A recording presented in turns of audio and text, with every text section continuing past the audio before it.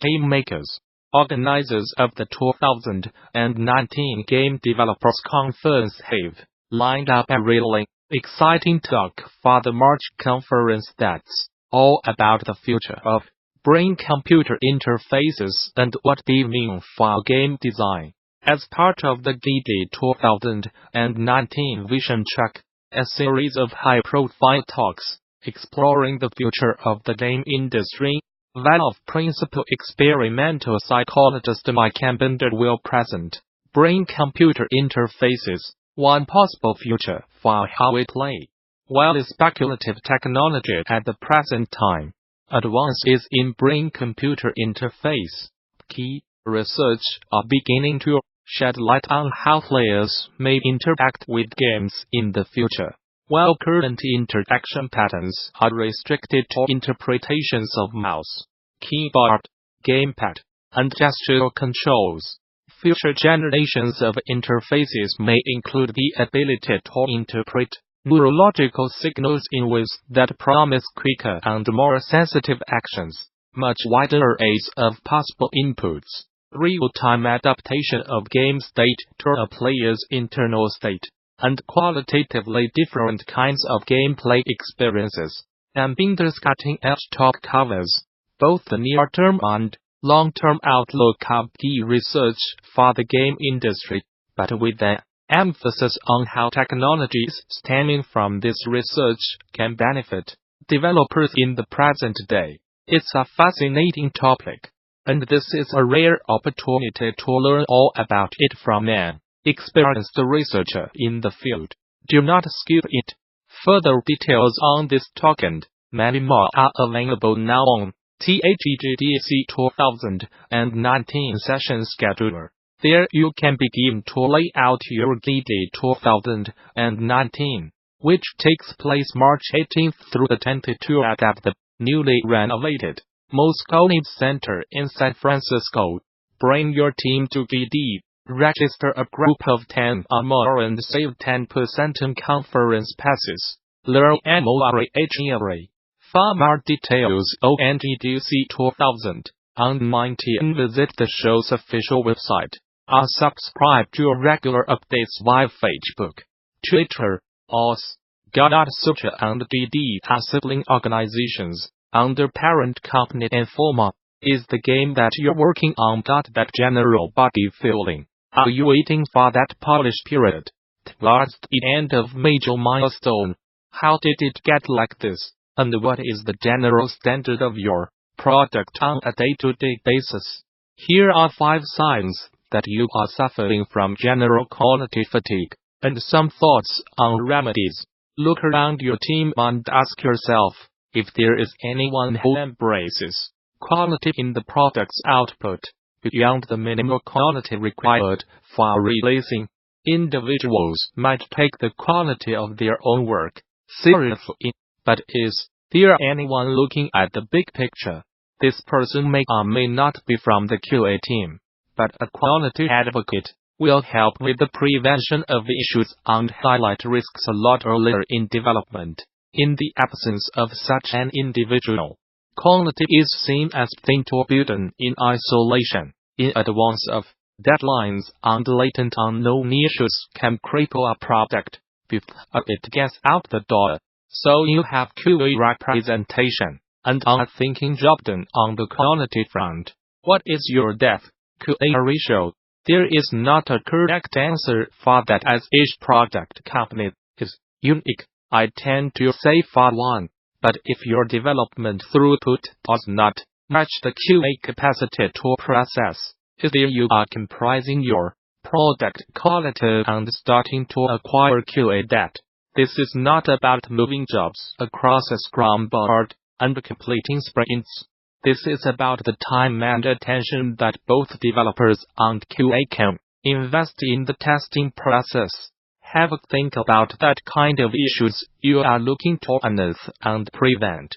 If you expect the product to stand up to some serious destructive testing, then make sure the QA team has the capacity to perform these tasks. You have got a QA team with a decent dev QA ratio, but how do your sprints typically end?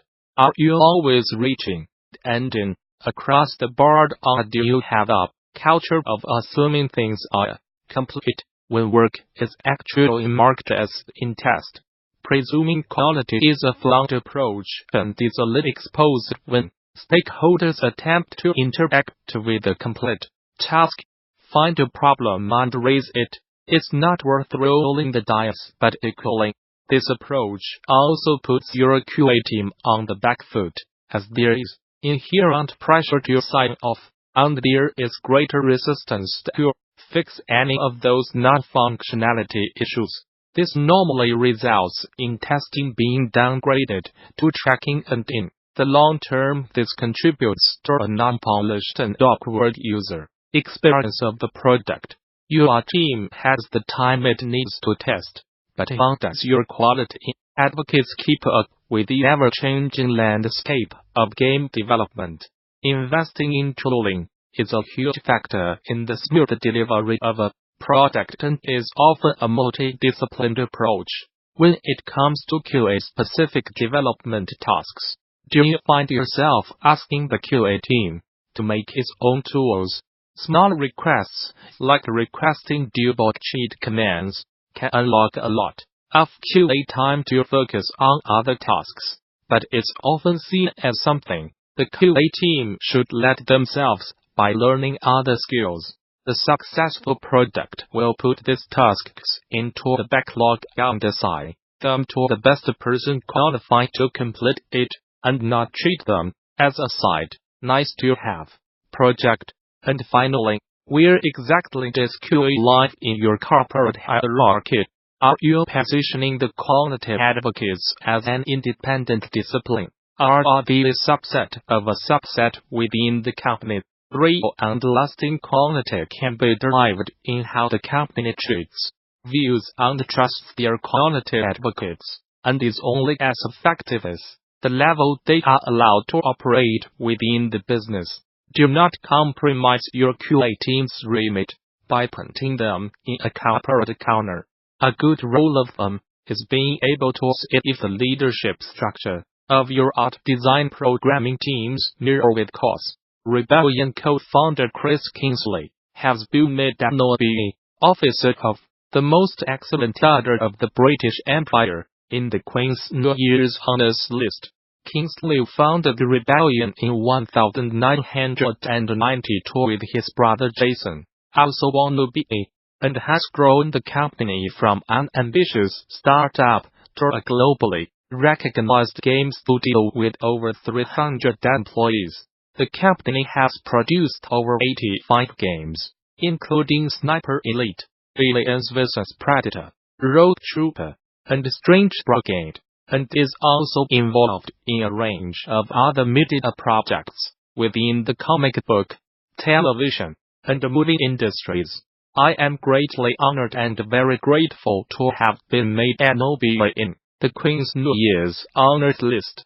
This honor represents a recognition of the achievements of Rebellion, and perhaps more importantly, the entire United Kingdom video games development industry, commented Kingsley. I look forward to driving forward Rebellion and the wider United Kingdom video games industry in the months and years to come.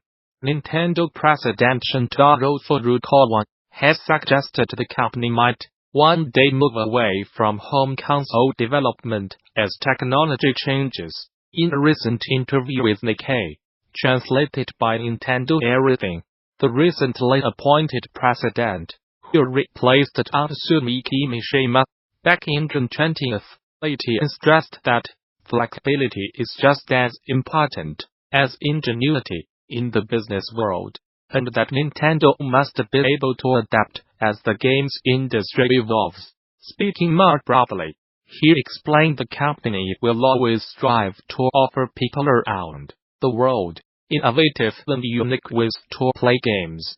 But that might not always mean building hardware like the Nintendo Switch and Wii.